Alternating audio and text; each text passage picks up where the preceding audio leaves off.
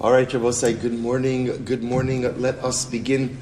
Baruch Hashem, another incredible daf ahead of us today. Begin by thanking all of our sponsors. To thank our TALMUD TORAH sponsors for the month of Kislev. Josh and Becca Friedman for dedicating Ovishim Drushels this month. A commission of the yahrzeit of Josh's father, Yisroel Yehuda, HaRav Chaim Rephael, for an aliyah for the Neshama of all of those who were murdered at Kiddush Hashem, Simchas Torah and Eretz Yisrael this year, and for a safe return for all of our chayalim and hostages, and a complete and enduring refuah for all of those who have been injured. Sammy and Malka Esterson, in memory of their parents, Hinda bas Henech Ephraim, Yitzchak Leib ben Aaron HaKohen, and Sarah Rachel bas Baruch Avram. The Pepper family, in memory of their brother and uncle, Yosef Pepper, Yosef David ben Yaakov. But with that, let us begin. A beautiful, beautiful daf ahead of us. There are actually really some really special pieces we have in front of us. So today's daf is Lamed Beis. Leiv, Baruch Hashem. Leiv. So let's begin Lamed Aleph Lamed Beis 31b at the Mishnah. So we'll say actually this Mishnah is really going to be a bit of a repeat of that which we studied and that which we went over yesterday. And the Mishnah says as follows: Zeba b'chavisa v'zeba b'korasa. So let's call it Reuven and Shimon, right? Reuven is walking with his barrel, and Shimon is walking with his beam. Now, both say, now in this case, as opposed to yesterday cases, where we're talking about Reuven and Shimon walking one in front of the other, here they're coming from opposite directions. All right, so we kind of know where this story is headed, quite literally headed on a collision course. So Reuven and Shimon are walking at each other. Reuven's walking ultimately with his barrel, and Shimon's walking with his beam. Let's actually reverse it. Well, Reuven's walking with his beam, and Shimon's walking with his barrel. Nishpara kadol shalzeh bekaraso shalzeh. So we'll say, so again, if Shimon's barrel ends up breaking against, Shimon's barrel ends up breaking against Reuven's beam, right, the halacha is pater. Ultimately, again, Reuven is pater. Why? Simply put, shalazerushus lahalech ulazerushus lahalech. Once again, so remember, everyone has the right to be there. So because everyone has the right to be there, therefore ultimately, again, when they come on this collision course and Reuven's beam breaks Shimon's barrel, there's no liability. Okay, that's case number one. Both say pretty straightforward. Haya bala kora rishon ubala chavis achron. Now we'll say we're switching back to now the what we'll call the successive cases. I don't know if that's the right terminology, but Reuven in front and Shimon in back. So Haya bala kora rishon ubala chavis achron. If Reuven, the owner of the beam, was walking first, and Shimon, the owner of the barrel, was walking behind him, so nishpara chavis bakora pater balakora. And what happens? Shimon essentially walks into Reuven and ends up going ahead and breaking his barrel. So aloha l'maisa, Reuven's pater. Reuven's pater. Rabbi say again. Remember, this is all chazara of everything we learned yesterday. Top of Lamed Beis. However, v'im amad bal kora chayiv. However, if halacha l'maisa, Reuven, right, the first guy walking with the beam, stops, right, just stops, then halacha, and then Shimon slams into him. Ultimately, again, then Reuven's going to be chayiv. V'im amar bal chavis. V'im amar la bal chavis amod. But what happens if Reuven called out after Reuven, the beam guy, calls out? He says, "Stop." He gives a warning. We saw all this yesterday in the Rambam. He says, "Stop," and again, Shimon still continues to walk. Then haloch l'maisa, Reuven will be absolved from liability. Okay, so we'll say so again, so far all the same cases. Haya bal chavis rishon. We'll say Lamed Beis Amud Aleph 32a, second line down from the top. Haya bal chavis rishon ubal kora achron. So now we're mixing it up. What happens if we'll call him Shimon, the barrel guy, is walking first, and Reuven, the beam guy, is behind him? So let's talacha nishpara chavis bakora. So ultimately, again, if the barrel is broken by the beam, so chayiv. Because let's remember again, if the barrel was broken by the beam, then what does that mean? That means that halacha l'maisa. Bal chavis rishon bal kora achron. So Shimon, the barrel guy, is walking first. Reuven, the owner of the beam, is walking by, and the nishpara chavis bakora, and then ultimately again the barrel is broken. Chayiv. Ultimately again he's going to be chayiv. However, again the amad bal chavis pater. We'll say, because remember again, essentially what you begin to see is, and it's the same thing like in vehicular law, right? If you hit someone from behind, right? I think the halacha, like the law is, you're almost always liable. you're almost always liable, right? Why? Because again, if you're the guy behind, you have the obligation to maintain that safe distance. It's the same thing in halacha. So what happens over here? So Shimon's walking first with his barrel. Reuven's walking behind, right? Reuven ends up breaking Shimon's barrel with his beam. The liability is on Reuven because Reuven, you should have maintained a safe distance. Vim amar labal korah, vim amar bal chavis pater. They will say now, in this case, Shimon is in front with his barrel. If Shimon stands still, right, Shimon goes ahead and stops. Then ultimately, and then Reuven slams into him. Then at that point, Reuven is going to be liable. But if halacha l'maaseh Shimon's in front with his barrel and he stops, but he gives warning. He gives warning to Reuven by saying, Reuven, stop, right? And ultimately he doesn't, and Reuven continues and slams into the barrel. Chayiv, ultimately Reuven is going to be liable. So I'll say, so again, I just want to point out, there is nothing new here. This is everything that we learned yesterday. Everything we learned yesterday. Only two new cases that are being introduced is where Reuven and Shimon are walking kind of in opposite directions towards each other, and there's a bit of a collision course. And today's daf, we also just changed around yesterday's daf. It was always the owner of the beam who was in front, barrel in back.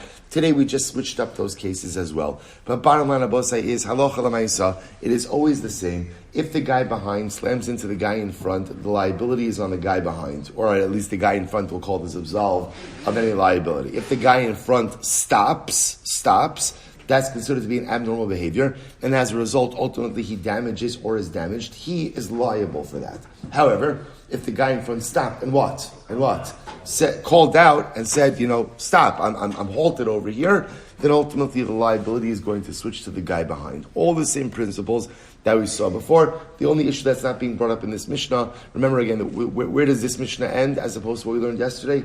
In yesterday's daf, what we were sprinkling in there was what? Niskal. Was tripping, right? And the obligation to get back up in the aftermath of tripping, the fact that tripping is not negligent, so right, falling down is not negligent, but remaining down is. B'halacha and b'hashkaf, as we saw yesterday, right? But l'maisa, so today we're just not dealing with that. Mishnah ends off by saying, v'chein zeh ba b'nei ro, v'zeh ba b'pishnano. Another case, I will say, again, we're going to see some beautiful Chanukah allusions to this as well.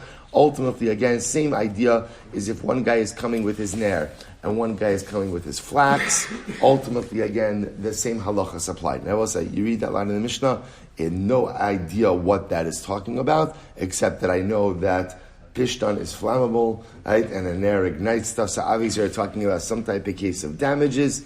Emir Hashem, we will see in the Gemara. Beautiful. But let's say, here we go. Quite an interesting case here. Ba'amine Rabba bar Nasa merafuna. Hamazik es ishto b'tashmish hamita mahu. Interesting case. What happens if a man injures his wife during intimacy? During intimacy, he injures her. So we'll say, so now what's the shaila? Or we'll say, so can she sue for damages? That's the halacha. So that's the question. Now, so Kevon debirshus ka'avid pater. So we'll say, on one hand, we can say, look, obviously we're talking about a case, but we're not talking about chas v'shalom, a case where a man injured his wife because he violated her. That's not what we're talking about. We're talking about, again, a consensual act. So on one hand, we could say, look, in other words, everything is being done bershus, everything's being done with consent. So maybe because there's consent, ultimately there's no possibility for damages. O Dilma, is incredible. Or maybe, I will say, just because you have consent doesn't absolve you from damages. Right? At the end of this, there are plenty of cases where damages happen with consent, right? Let's say, can you imagine, we'll see other cases. So, or perhaps, again, the Bailei Yune means he has an obligation to be careful. What was interesting, what the Gemara is suggesting is that obviously in halacha, intimacy is a responsibility that a husband has towards his wife. In general, the hashkaf of intimacy is that it's the husband's obligation to provide his wife with a pleasurable experience. It's a husband's obligation of ona. The responsibility sits upon the husband. So even though, again, a husband has a responsibility, part of that responsibility is also to go ahead and be careful. to be careful, to not injure her. So even though it's with rishus, maybe at the end of the day, he still has an obligation to be careful.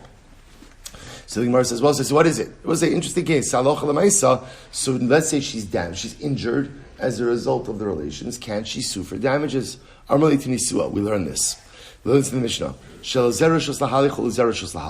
But remember again, the halacha is going back to the Mishnah.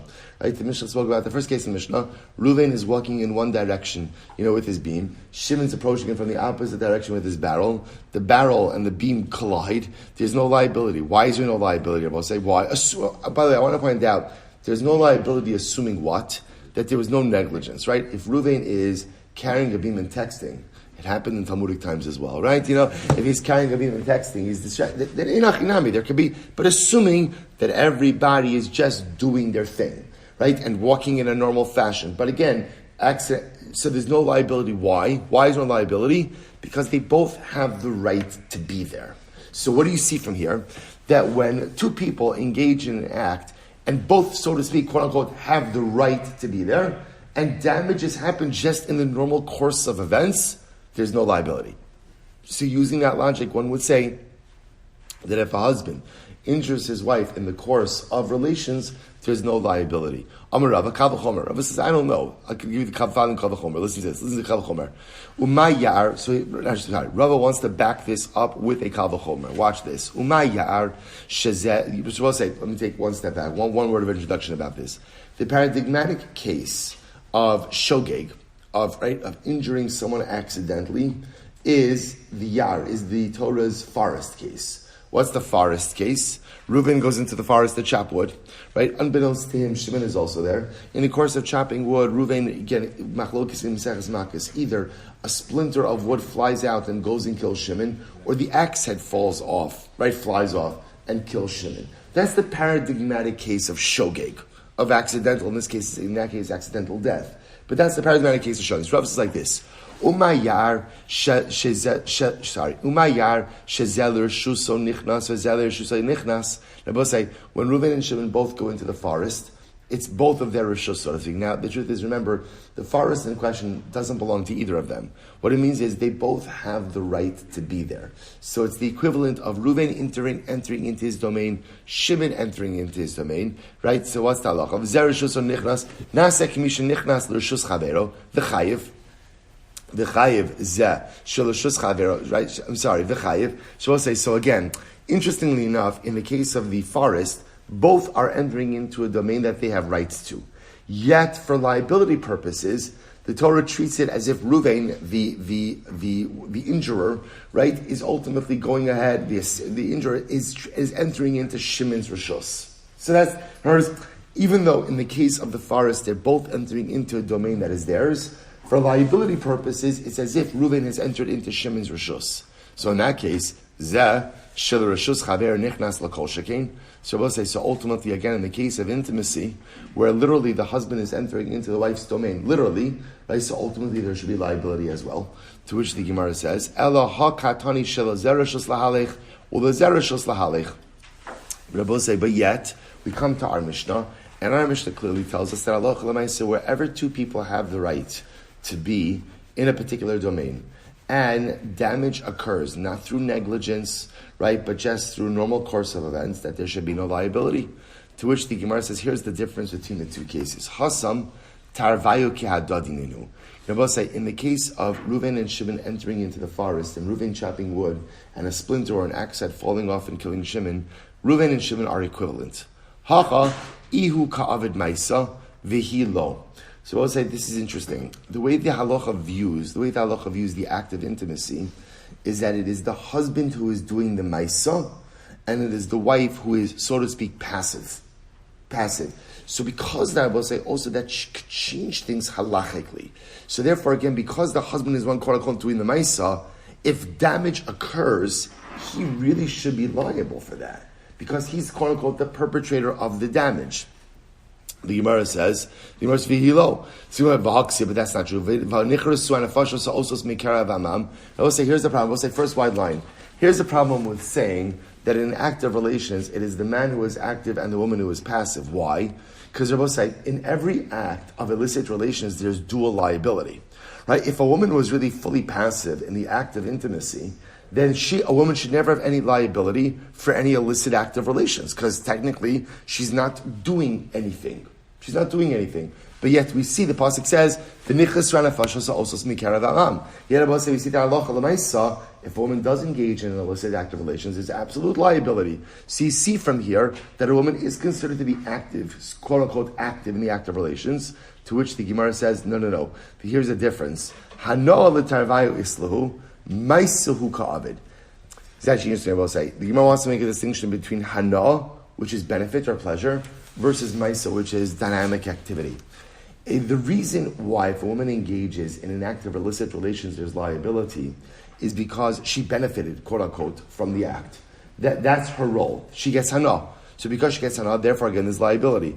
But from an actional perspective, it's actually interesting, from an actional perspective, halacha l'maisa, the man is considered to be the active one, and the woman considered to be the passive one. Fascinating.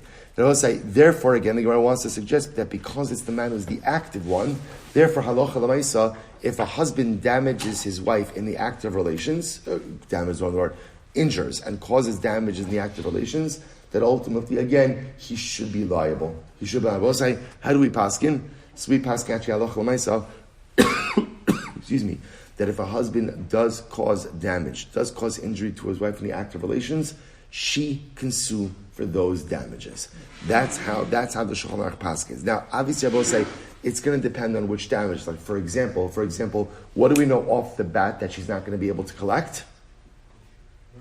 Boshes, good. Boshes, right? Because remember, again, Boshes, not to say that there can't be a form of humiliation with it, but remember, what does Boshes require? Mason, right? Boshes, so obviously assuming that, again, hopefully we're talking about a case over here where his intention is not to damage her, right? But halacha l'maisa, but whatever the damage is should be entitled to, l'maisa, we ask him that if a man injures his wife in the act of relations, ultimately, again, she could technically sue for damages. Incredible. But there's an interesting hashkafic piece in that also. I'll say it's interesting to think that in the act of intimacy, right, which is there to engender a deeper bond between husband and wife. Also, right, the beautiful way in which we view intimacy is in Yiddishkeit, we don't view intimacy as an outlet for satisfying a desire. Right? We see intimacy as a tool for building relationship.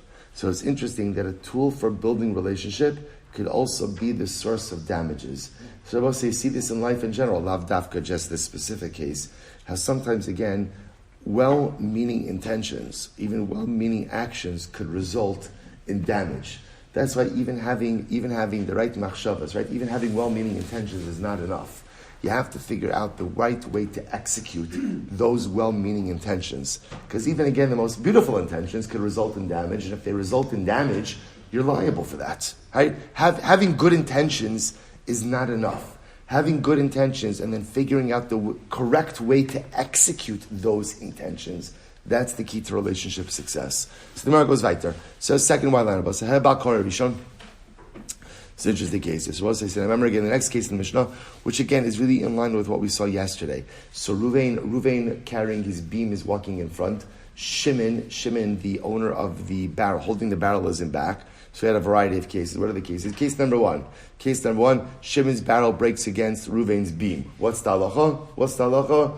Ruvain's exempt, right? Shimon, you got too close. However, if Ruvain stops, and Shimon slams into him, then what's the halacha?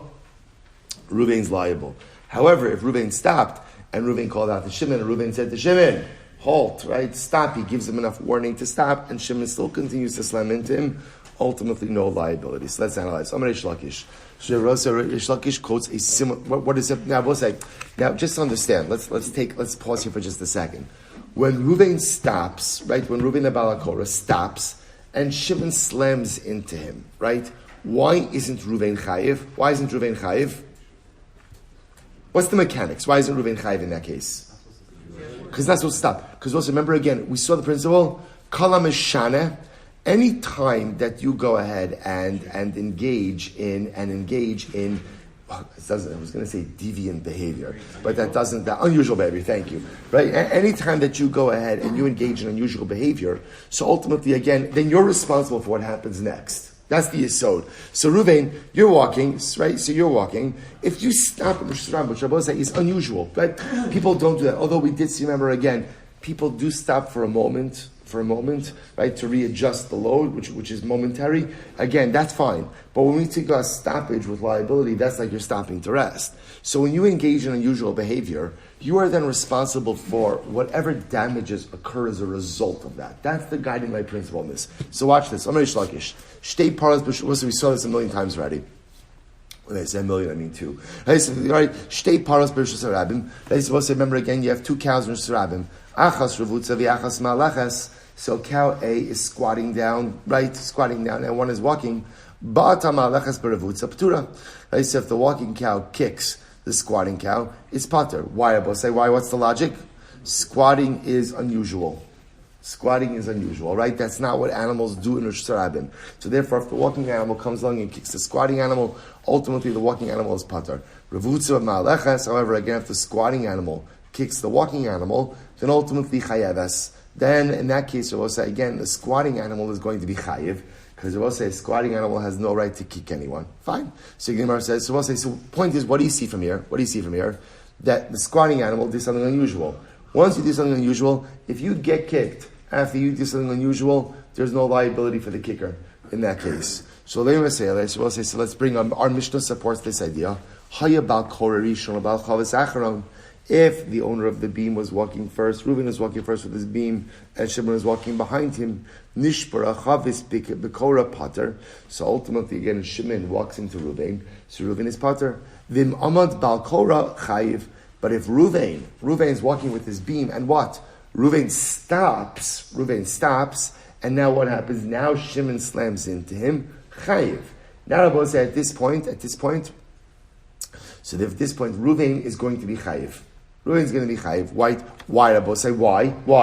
Because Reuben stood still in Rishus Harabim. Reuben was mishana. Reuben engaged in unusual behavior. Once you engage in unusual behavior, you are responsible for any ensuing damages. And we'll say again, this case, when Reuben stops, Reuben is just like a squatting cow. I don't know if anyone ever called him that before, right? But Lamaisa, Reuben, you are just like a squatting cow. So when you are a squatting cow and you get kicked, so Lamaisa, again, you are responsible for that. So the Gemara says, beautiful. So the Gemara says, 1 second. But Tizbara, hasaye bayo lo mestaye lo mesaye ela makshin nami kasha. So the Gemara says, 1 second. You're bringing up the squatting cow case as a proof to our Mishnah, right? The truth is, not only does our Mishnah and squatting cow case not align with each other, but they actually pose a question. How so? Taima debata. I will say, interestingly enough, the reason ultimately, again, here's what's interesting. When the squat, right? Well, let's go back to the squatting cow case. What did we say? The cow is squatting, right? So when the walking cow kicks the squatting cow, pater. If the squatting cow kicks the walking cow, what's the halacha? Chayiv, right? Now, what's interesting is, taima debata. The reason why the squatting cow would be chayiv is because it kicked the walking cow. So the Gemara says, ha huska memela. Interestingly enough, it sounds like the squatting cow just went ahead and just injured the walking cow through some other way. Sounds like it's pater. The Hamas nisin to memela. Yet I will say the Mishnah's case is where damage does come memela. Both say memela means if without intent, vikatani chayiv, and yet it says that you're chayiv. So we'll say, so the two cases do not align at all. To which the Gemara says, no. Masnisa de paska laorcha kishidla. So we'll say, what's the Mishnah's case? We'll say, the Mishnah's case is that when Reuben stopped, we saw this in yesterday's daf, literally we'll say he was sprawled out, or he stopped like a carcass across the road. In other words, we'll say, the way he stopped, we kind of have this image of Reuben carrying the beam on his shoulder, and he stops. So really, Shimon, technically speaking, could even go around him in some way, but no, actually it's not the case. Reuben actually has, essentially, his beam, he stopped across the width of the road. Hakanami kigon derava bechad gisa. So we'll say, ultimately, again, the case over here is halacha l'maisa. In the case of the cow is squatting on one side, and and the other cow had room to go ahead and walk around it. Fine. Ela seifa demasnis and mesayle Reish Lakish. But the end of the Mishnah supports Reish Lakish. House of Diktani. Haya bal chavis rishon bal kora achron. If the owner of the barrel was walking first, and ultimately again the owner of the beam behind him, nishbara chavis bekora chayiv, and then the beam guy slams into the barrel guy in front of him. So in that case, again the owner of the beam will be chayiv. V'im amad bal chavis pater. But if the owner of the barrel stopped, and then the beam guy slams into him, so the beam guy is going to be pater. Shabbos say this is the equivalent, ultimately again, of the walking cow going ahead and injuring the squatting cow. Vikatani pater, and yet it says that it's pater. To which the Gemara says, Masnisa dichi arche kamaski hacha. So ultimately, again, I will say the Mishnah is ultimately dichi arche kamaski hacha. Amarle nihide istacha reshusa l'saguya alai lebeute bi lestacha reshusa. Also, we saw this before. That halacha l'mais in the case of the squatting cow, the owner of the squatting cow can say, listen, when my cow is squatting and your cow is walking by, it's totally understandable if your cow tramples my cow. What does your cow not have the right to do? Kicking. See, what's like kicking is a different level. Kicking we know is carrying. Kicking is aggressive behavior.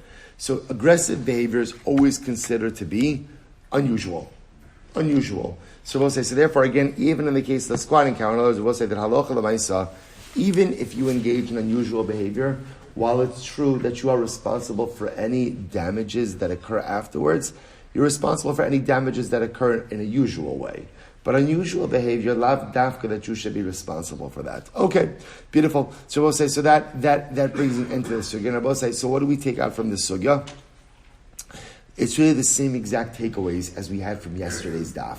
So I'll say in general, when you have Reuven walking in front of Shimon, so if halacha l'maisa again, if Shimon gets injured, right, or if Shimon suffers a loss or damages, so generally the liability is on Shimon, right, the guy behind, because he has a responsibility to keep a safe distance in order not to be damaged from anything that Reuven is holding behind him or in front of him. If, however, Reuven stops, that's unusual behavior in Rishus Harabim. If because of that stoppage, ultimately Shimon is damaged, that responsibility is upon Reuven.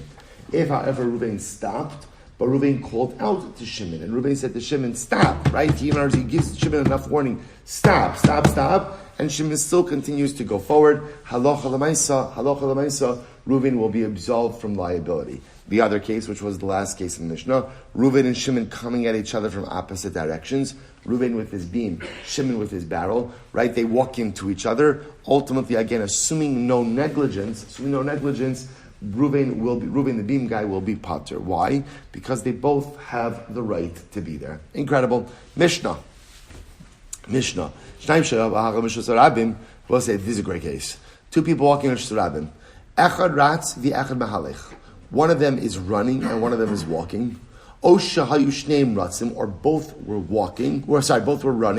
V'ziku zeh, and they injured each other. What's the halacha? Shneim peturim. They're both exempt. Okay, so this is interesting. So now we'll say, what are we introducing over here? What are we introducing? Running. That's the new one. That's what's being introduced over here. We're introducing running. Says the Gemara, Masnisin de lo Isi ben Yehuda. Our Mishnah does not reflect the view of Isi ben Yehuda. Why? What does Isi ben Yehuda say? Desanya, Isi ben Yehuda Omer, Ratz chayiv mipnei shehu meshuna. Isi ben Yehuda says, running, right? You're chayiv if you run. Why? Mipnei shehu meshuna. Both say, now this is actually very interesting. Isi says that in general, running is unusual behavior.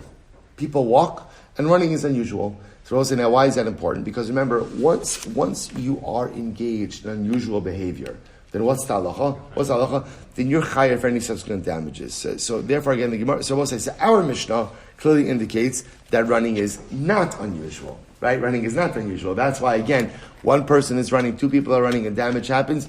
Our Mishnah seems to indicate that running is just like walking. So the Gemara just says that our Mishnah is not like Isi ben Yehuda, because Isi says running is unusual, and therefore you're chayav for any damages. However, both say it's beautiful.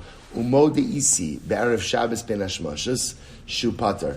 But Isi, however, agrees that Erev Shabbos ben Hashmoshos. So we'll say some things do not change, right? Rushing Erev Shabbos.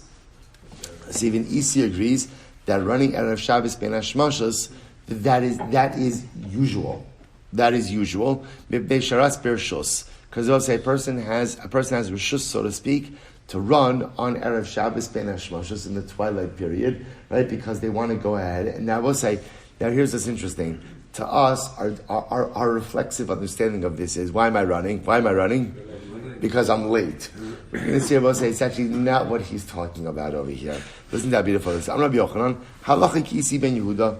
Halachik Isi ben Yehuda, which Rabbi say tells us that normally running is considered to be mashuna.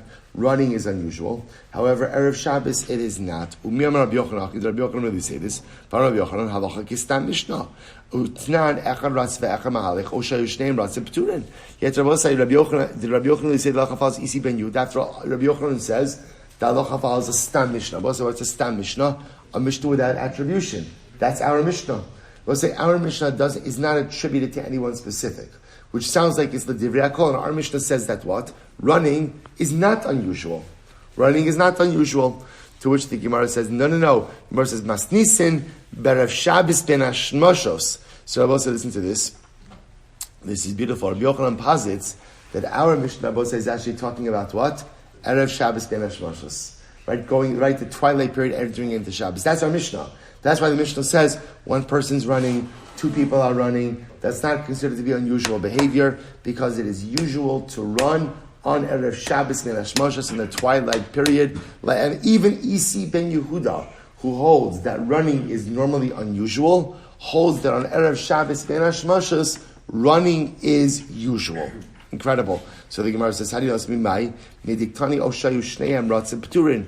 Hasulam. We will say, because the Mishnah said, even if both of them are running their pater, why do you need that extra phase? Hashta echad ratz ve'echad mahalech pater. Shneim ratzim v'ay. Because we'll say, think about the Mishnah. Right? The Mishnah said, if one of them was running, right, your pater, and caused damage, or if two of them. We'll say, obviously, if you're going to be pater where one of them was running, then what?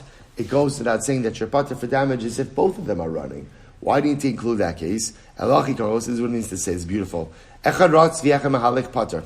So we'll say, in a general sense, here's you have to read the Mishnah. Now, essentially what the Gemara is essentially saying is like a chisri mechsera b'chi katani.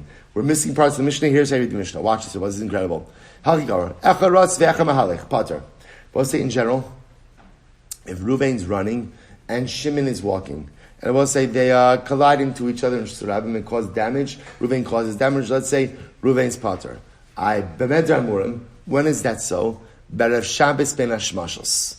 And we'll say that is true if we're talking about, again, Erev Shabbos ben Hashmoshos. So we'll say, so remember again, Erev Shabbos ben Hashmoshos means the twilight period. Twilight period, late already again, maybe by candlelighting time, maybe even into the 18 minutes of candlelighting time. Aval b'chol, but during the week, echad ratz ve'echad mahalech chayiv. Oh, I will say, but listen to this. But during the week, if Ruvain's running and Shimon is walking, and Ruvain ends up colliding into Shimon, and they end up colliding, and Shimon is damaged, in that case, Ruvain is chayiv. Right? Why, Rabbi? Say why? Why? Because Rabbi Yochanan says we pass like Isi ben Yehuda, and running is unusual. Running is unusual. However, watch this. Shnehem ratzna afilu b'chol p'turin. Now let's say both Reuben and Shimon are running, and they both collide into each other, and let's say Reuben damages Shimon. What's the halacha? Pater. Why? Because they're both engaged in unusual behavior. So we'll say, so I just want to point out, just understand what's happening over here. The way the Gemara is setting up the Mishnah now is the Mishnah does reflect the view of Isi ben Yehuda. Isi holds that running is unusual. And therefore, again, in a regular case, weekday case, Reuven is running, right? Let me just set this up. Reuven is carrying a beam. He's running with a beam. Right? Shimon's walking in the opposite way. He ends up damaging Shimon. What's the halacha? Reuven is chayiv. Why? Because he engaged in unusual behavior. The only time that running is not unusual is when? Erev Shabbos ben Hashmoshos. So same case, Reuven is running Erev Shabbos ben Hashmoshos, and he collides with Shimon. In that case, he will not be liable. Listen to this. Amar Mar, Umo de isi be'erev Shabbos. Sorry, next case. Shteim ratzim afil b'chol p'turin. Obviously, if both of them are running during the week, then halacha l'maisa, then obviously there's no liability. Why? They are both engaged in unusual behavior. Now watch this. Oramar umo de isi be'erev Shabbos ben hashmashos shu pater mepnei sharatz b'rishos. So ultimately, but even isi normally holds that you're liable for running because running is unusual. Ultimately agrees that on Erev Shabbos ben hashmashos you're pater. Why? Because that is not unusual. That is usual. So the Gemara says, my b'rishos iga. So we'll say, what does it mean? What does it mean that on Erev Shabbos you're running, essentially, what does it mean that on Erev Shabbos running is not unusual? B'rishos means with permission. But essentially what we're saying is like this. Even Isi ben Yehuda, who holds that normally running is considered the unusual behavior, agrees that on Erev Shabbos ben hashmashos running is usual behavior. It's b'rishos. I will say b'rishos. What does that mean? It's usual. What makes it usual to run on Erev Shabbos? I will say here's what's incredible. Like I said before, we all assumed that we're just talking about the Erev Shabbos rush. It's not what I was talking about. This is how beautiful this is. Kid Rabbi Chanina. Rabbi Chanina, we'll say on the base. Look how beautiful this is. Rabbi Chanina. Bo'u v'neitze likras kala malkasa. So Rabbi Chanina used to say, they're both saying Erev Shabbos and Erev Shabbos. Rabbi Chanina used to say that there's a concept of going out to greet the Shabbos. So Rabbi said, when we speak about this is so beautiful. When we speak about running, Ben Hashmashos Erev Shabbos, it's not to get home right within the 18 minutes. That's not what this is talking about. I'm home already. I'm dressed for Shabbos already. The running we're talking about is the running to go out to greet Shabbos. It's going out to greet Shabbos. As Rabbi Chanina used to say to his students, Bo'u v'neitze, let's go together to greet the Kala Malkasa. Let's go to greet the bride, the queen of Shabbos. Rashi says over Bo'u v'neitze, Ke'adam hamakabel pnei hamelech. And I will say, when you know that the king is coming to town, so what do? No one waits for the king to come to them. What do? You go out to greet the king. So Rabbi Chanina would say Shabbos is like a queen. Shabbos Malkasa. Shabbos is like the queen. He actually uses two lashonos over here. A kala, a bride, and Malkasa, a queen. So this is Shabbos. So when the queen comes, you don't wait for her to come to you. You go out to greet her. V'amrilei likras Shabbos kala Malkasa. A different version of this, they would go out to greet Shabbos Kala Malkasa. So just different verbiage, I will say, but the same idea. I will say, how are you Makabel Shabbos? Right? You don't wait for Shabbos to come to you. You go out to greet Shabbos. And I will say again, this is why this is the running it's incredible. This is the running they're talking about. Not a running to beat the clock because I worked too late on Erev Shabbos. This is a running because, again, I'm already home. I'm already ready. But I'm so excited for Shabbos to come. I want to go out to greet Shabbos. Rabbi Yanai mis'atev v'koi v'amar boi kala. Rabbi Yanai, I will say, ultimately, again, would wrap himself in his Shabbos finery or Shabbos clothing, and he would actually stand in place and he would say, boi kala. Come Shabbos bride, come Shabbos bride. So I will say, so now remember again, these are not contradictory ideas. What ends up happening is something incredibly beautiful. Step number one is we run to greet Shabbos. But here's something amazing. As we're going to greet Shabbos, something beautiful happens, which is Shabbos runs to come greet us. It's this beautiful synergistic partnership between Klal Yisrael and HaKadosh Baruch Hu. That I will say in general, there is this beautiful Yisod. This beautiful Yisod that in general, and I will say, there is this Ani le'dodi v'dodi li, right? I am to my beloved is to me. And then there's another pasuk, Dodi li va'ani lo. My beloved is for me, and I am for her. And I will say, in spirituality, there is this idea that if you want a relationship with HaKadosh Baruch Hu, you have to go out and you need to get it. And I will say, part of the mistake we make with inspiration is often what we do is we approach it like, all right, I'm ready for it. Right? I'm ready for it. I'm sitting here. I've cleared my schedule. I won't even check my email, my text messages for the next 3 seconds. Right? That's how committed I am to this. Right? That's how committed I am to overwhelming commitment. Right? And I'm ready. I'm ready for spirituality to come and fill my soul. It doesn't work that way. If you want inspiration in life, Go out and get it. Go out and get it. Now something amazing happens. Once you go out to find the Kadosh Baruch Hu, you'll see something amazing. The Ribono Shel Olam is searching for you at the same time. Isn't that incredible?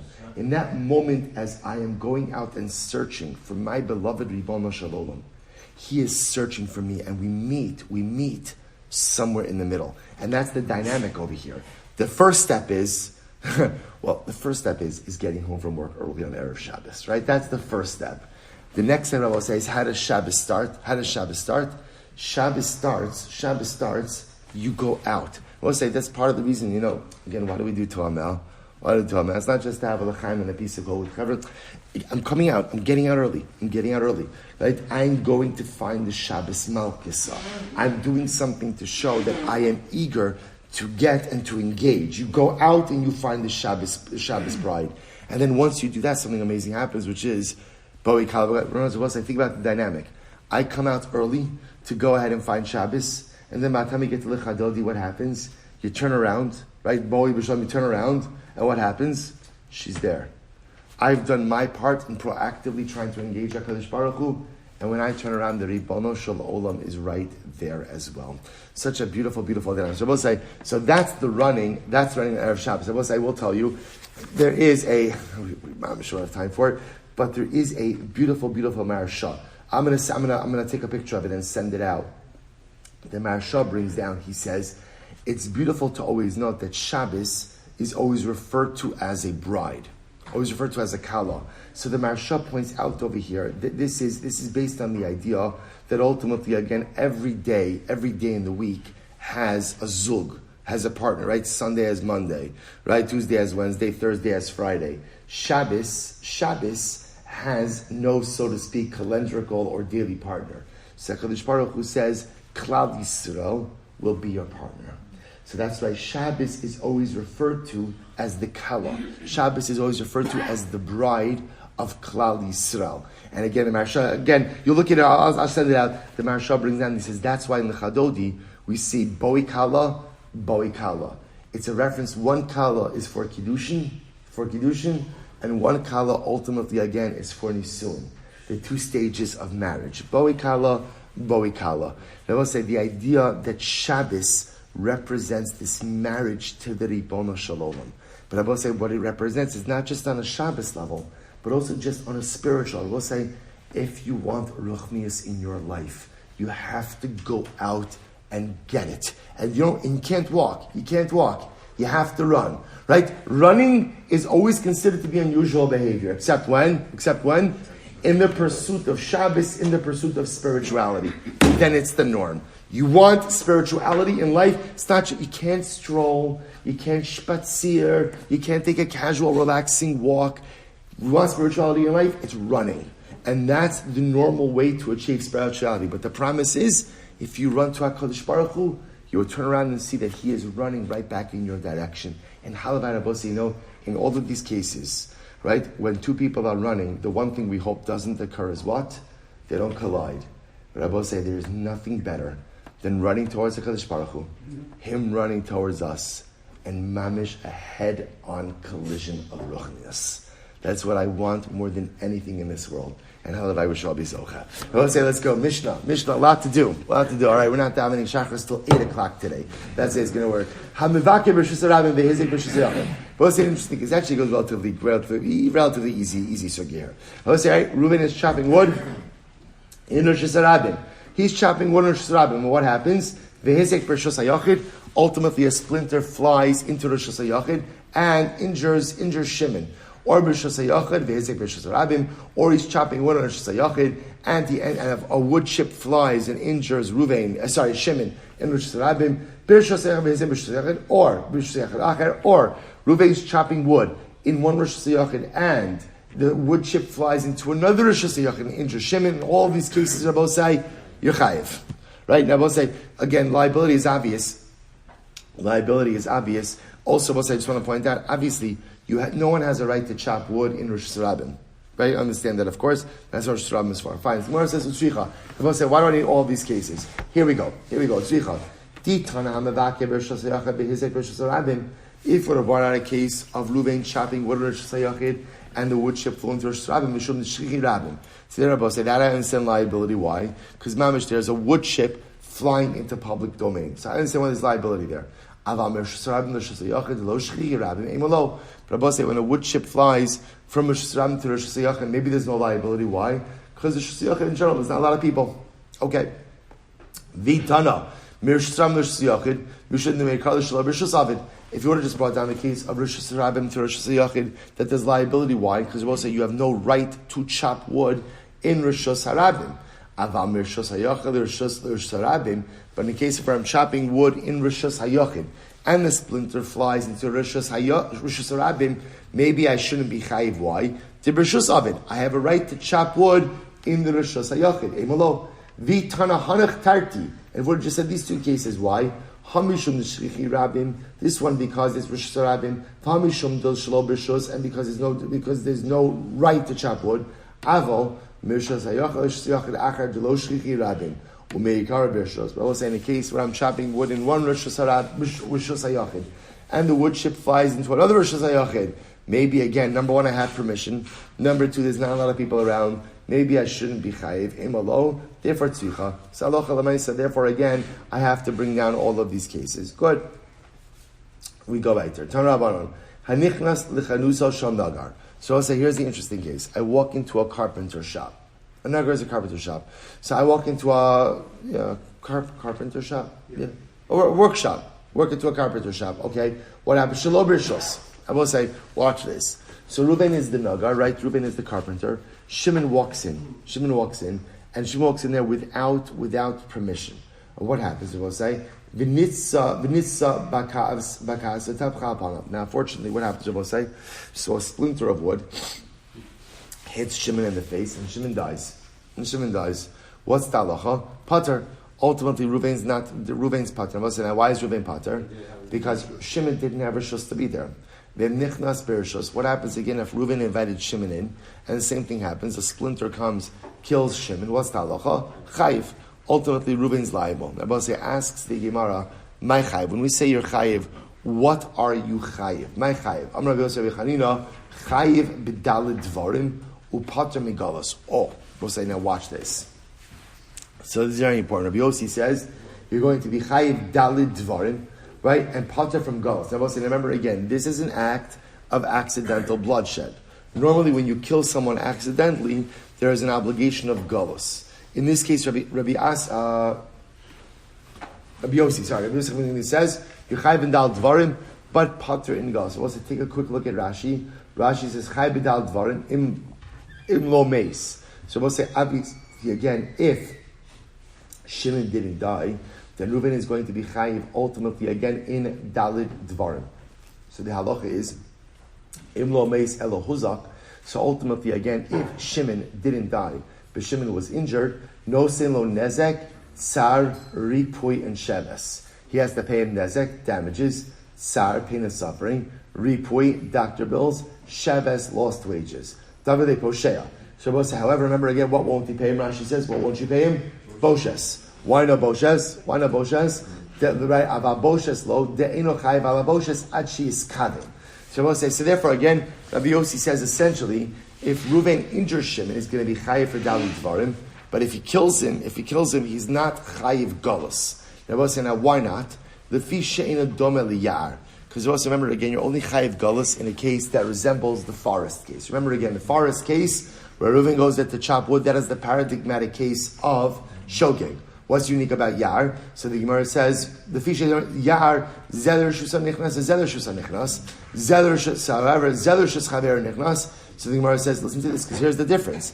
In the Yar case, in the forest case, both are entering into a domain that is their own, and they have the right to be there. They have the right to be there. In this case of Osai, it is not a joint domain. In this case, however, again, remember, Shimon is entering into Reuven's domain. Therefore, again, it's not comparable to the case of the forest, and therefore, again, there will not be liability for galus. Omar, so 1 second. Kavachomer. Umayar ledaito nichnas. I'm sorry. Umayar zeledaito nichnas. Zeledaito nichnas. Nasa kimi shenichnas adas chavero. Vigola. So we'll say, I don't understand. In the case of a yar, right, each one went in, so to speak, we make it as if Shimon entered into Ruvain's domain. So the Gemara says, Zeh sheledas chavero nichnas l'kol shekin. So I will say in this case, where again Shimon is mamish entering in with the permission of Ruvain, why shouldn't there be liability? The boss say this is incredible. Ella amar Rava, my pater migalus. The boss say, what does it mean ultimately when we say that Ruvain is pater from galus? This is incredible. First white line, delo sagile begalus. The boss say, understand, galus is an atonement, right? Galus is something that atones for killing someone. Now, what the Gemara is suggesting over here is in this case, galus will not atone. Why not? Why not? Shogeg karov lemezid. The Bava said, listen to this. Galus only atones for a pure shogeg case. But there is such a thing called a shogeg karov lemezid. Shogeg karov lemezid means it's accidental, but there's a heightened level of what we'll call liability. The Bava said, now watch this. This typical case, or the paradigmatic case of Galus is Reuven goes into the forest to chop wood. In that case, as far as Reuven is concerned, no one else is around. Right? That's where you go to Galus. In our case, Reuven has a carpentry store. We'll say, what happens in stores? What happens in stores? People walk in. So even though in this case, Shimon was not invited in, right? But nevertheless, again, and it's shogeg, but there's a shtickle negligence associated with it because you have to be of heightened vigilance because people do walk in and out of your store. So because that was said, this is a case of shogeg karov lemezid, and therefore again, galus. This is too much of a liability for galus to atone. That's why Reuven does not go to exile. He cannot avail himself of this atonement. Maseches Rav says, "Hosif le'ritzuah achos umeis." So what's the interesting case? What happens? We'll say if a person is being flogged by Bezdin. Person's being flogged by Bezdin. And what happens? The Bezdin accidentally adds on one more lash. And as a result, Reuven will call him dies. So So the guy giving lashes goes to Galus. So the Gemara says, the shogi karov lemezid.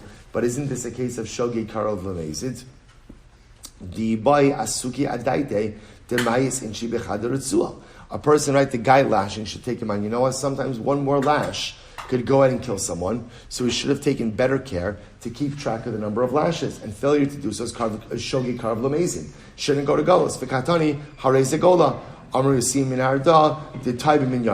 What's the case? Ultimately, again, where he made a mistake with the number of lashes. So we'll stop over here for today. We'll pick up at Mirat Hashem with this case of administering too many lashes. We'll pick up with it tomorrow, we'll say. But again, fascinating situation where we see not every shogeg case is eligible for galus. Only a shogeg case that is true shogeg is eligible, but shogeg karov lemezid. Accident, which has a heightened level of liability, will not be eligible for shogeg. We'll see what the Bezdin case is tomorrow. We'll say, shkoyach.